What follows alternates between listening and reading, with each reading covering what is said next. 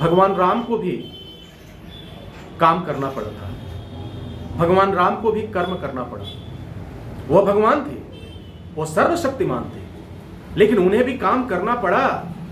उन्हें भी राज्य के नियमों से बंध करके उसका पालन करना पड़ा। मातृभक्त और पितृभक्त होने के साथ साथ उन्होंने अपने मर्यादाओं का भी पालन किया, अपने कर्म का भी पालन किया और अपनी जीविका चलाने के लिए उन्होंने भिक्षाटन भी किया। दर दर ठोकरें भी खाई, वन वन भटकते रहे। वह उनके कर्म का हिस्सा था। जब इस दुनिया में ऊपर वाला काम कर सकता है, वह ईश्वर काम कर सकता है, भगवान राम काम कर सकते हैं, तो आप क्यों नहीं कर सकते? आप क्यों नहीं कर रहे हैं? आप उस ऊपर वाले से बड़े तो नहीं है सर, आप उस ऊपर वाले से बड़े नहीं हैं।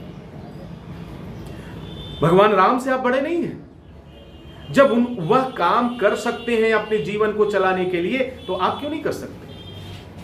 आपको भी काम करना चाहिए। कब तक बैठे रहेंगे? और मैं ये बात क्यों कह रहा हूं? क्योंकि मैं जानता हूं कि इस वीडियो पर अगर हैं तो कहीं ना कहीं से परेशानियों ने आपको जकड़ रखा है, और ये परेशानियां इंसान की सोच का ही परिणाम होती है। जिस तरह से आपकी सोच होगी, उसी तरह से आपकी दिनचर्या होगी, उसी तरह से आपकी जिंदगी होगी। अगर आपकी सोच बेमिसाल है, अगर आपकी सोच बहुत अच्छी है, तो निश्चित रूप से आपके जीवन में खुशहाली होगी और बहुत आनंद होगा। लेकिन जब आपकी सोच अच्छी नहीं होगी, आपकी दिशा अच्छी नहीं होगी, तो प्रॉब्लम होगा।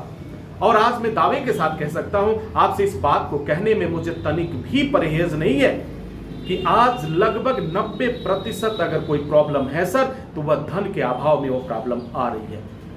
घर में अगर कलह की स्थिति बनी हुई है, क्यों बनी हुई है? पैसे का अभाव। बाप और बेटे में झगड़ा हो रहा है, क्यों हो रहा है? पैसे को लेके हो रहा है। पति और पत्नी में अगर झगड़े की बात आ रही है, क्यों हो रहा है सर? पैसे की कमी है सर। लड़का अगर स्कूल नहीं जा पा रहा है, उसकी पढ़ाई नहीं पूरी हो पा रही है, क्यों हो रहा है सर? पैसे नहीं है सर। तो अगर इस तरीके से हम देखें तो लगभग 90% समस्याएं आपकी वो किससे हैं सर? पैसे से। तो अगर ये सभी समस्याएं हैं हमारे पास, तो क्यों ना इन समस्याओं को हम दूर करें? अब सवाल ही पैदा होता है, दूर होगा कैसे? तो जहां समस्या है वहीं समाधान भी है। अगर आप इसको दूर करना चाहते हैं तो पहली समस्या तो क्लियर हो गई सर आपके पास कि क्या समस्या है सर? पैसे नहीं है। तो पैसे नहीं है तो पैसे कमाओ, पैसे लाओ। कैसे लाओगे? चोरी करके लाओगे, डाका डालोगे, लूटोगे लोगों को, बेईमानी करोगे? तो शायद नहीं। ये सब रास्ते और आपकी परेशानी को बढ़ा देंगे। दुनिया कर रही है, लेकिन आप नहीं कर सकते।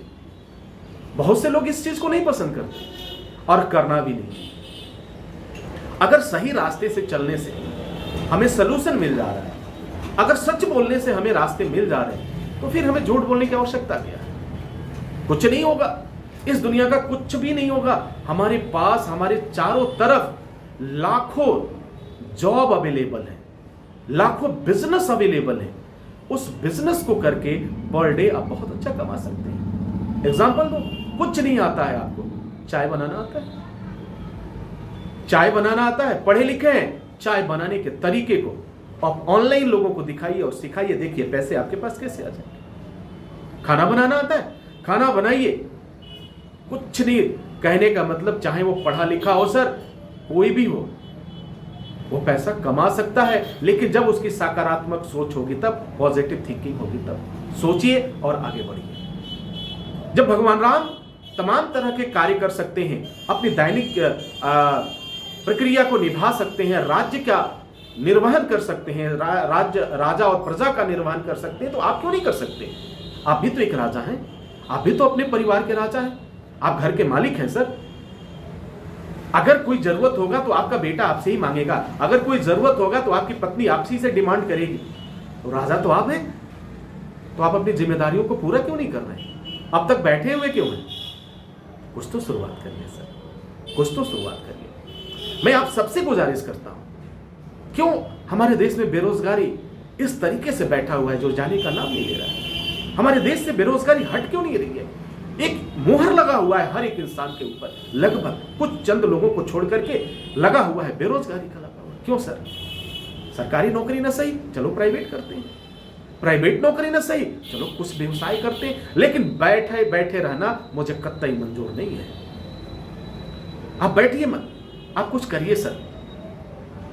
अगर आपको नहीं समझ में आता है तो आप मेरे साथ आइए, आप हमारे वर्कशॉप में आइए, आप हमारी टीम में आइए, हमारे सेमिनार में आइए और वहां बैठ के एक दिन तो समझिए, एक दिन तो जानने की कोशिश करिए। करूं तो क्या करूं, मैं आपको समझने में मदद करूंगा। आप कैसे क्या हैं, आप हमारे साथ बैठिए, हम बात करेंगे, हम समझने की कोशिश करेंगे, आप बताएंगे और समझने की कोशिश करेंगे, फिर एक रिजल्ट निकलेगा कि आप क्या कर सकते हैं। आप बिजनेस कर सकते हैं, आप नौकरी कर सकते हैं, या आप बाहर के देशों में जाकर भी अपना परचम लहरा सकते हैं। तो dear students and my dear friends, आप बेमिसाल हैं, तो प्लीज आज से अभी से सोचना शुरू करिए, क्या करना है, कैसे करना है। आप बैठे मत रहिए। बहुत तकलीफ होती है जब आपके जेब में पैसा नहीं होता है, तभी तो मैं कहता हूं, जब जेब है गरम तो दुनिया हो जाएगी नरम, जेब होगा ठंडा तो दुनिया मारेगी डंडा। इस परंपरा में क्या करना है, स्वीकार करना है। दुनिया को नरम करना है तो जेब गरम कर लो, डंडे खाने हैं तो जेब ठंडा कर लो। Wish you all the best. Thank you for watching, thank you for